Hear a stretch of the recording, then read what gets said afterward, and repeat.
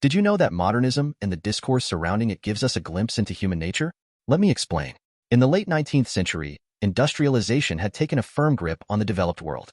Scientific and technological breakthroughs, as well as a transforming cultural and social landscape, gave way to a new era where change in all facets of society was inevitable. In this time of change, architecture reacted in order to suit the evolving needs of society. This meant a move towards efficiency and simplicity, as well as utilizing emerging materials such as steel and glass. There was also a shift in program thinking, with the idea of form follows function being famously coined by American architect Louis Sullivan.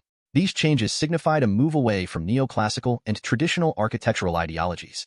Austrian architect Otto Wagner was one of the driving forces and catalysts of the modernist era, with his minimalistic and efficiency-based approach being in line with the ideas of modernism. One of his most famous works is the Austrian Postal Savings Bank, which was one of the first times where he was given the freedom to express his new approach. Wagner used marble tiles on the facade of the bank, and these tiles had ornamental rosettes on them that represent the mechanical age of the time. This subtle reference in his design highlights Wagner's desire for connection.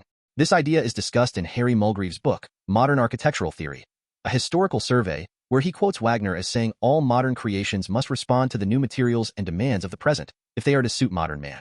They must illustrate our own better, democratic, self-confident, ideal nature and take into account man's colossal technical and scientific achievements. This quote helps to understand the deeper connection that Wagner believed his work served, and the pride he felt in embracing the way of the modern man. This notion would become a backbone of the modernist movement. The interior of the bank serves as a stark break from tradition, with clear industrial ties.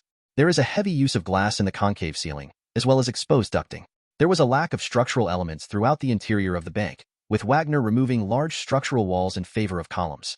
This allowed for flexibility of the bank functions.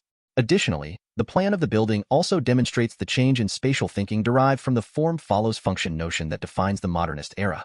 The central module serves as the core of the building, with the outer naves being directly related to its position. This creates an outcome of symmetry and balance, which is purely a result of a functional form. In contrast to Wagner's ideologies, there was a resistance to the modernist movement. Philip Webb and William Morris's Red House was a direct counter to modernism, with the project being focused on the art of the building, including its craftsmanship and connection to nature. The house was characterized by its gabled roofs and its use of more traditional materials such as brick.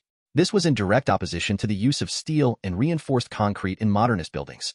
The Red House is regarded as the start of the art and craft movement, which gained traction among designers as the more conservative approach at the time. This battle between architectural styles in the 19th century might seem long separated and not applicable to modern issues, but it can teach us more about our own human nature. Otto Wagner's acceptance of the modernist movement, in contrast to Webb and Morris's refusal, illuminates a fundamental component of human nature, the reaction to change. It is a universal concept that outlines that there will always be supporters and opponents to any change in life. Understanding this battle between styles can teach us to expect diversity when breaking any kind of new ground, just like Otto Wagner experienced in the 19th century. For more information, please see suggested references.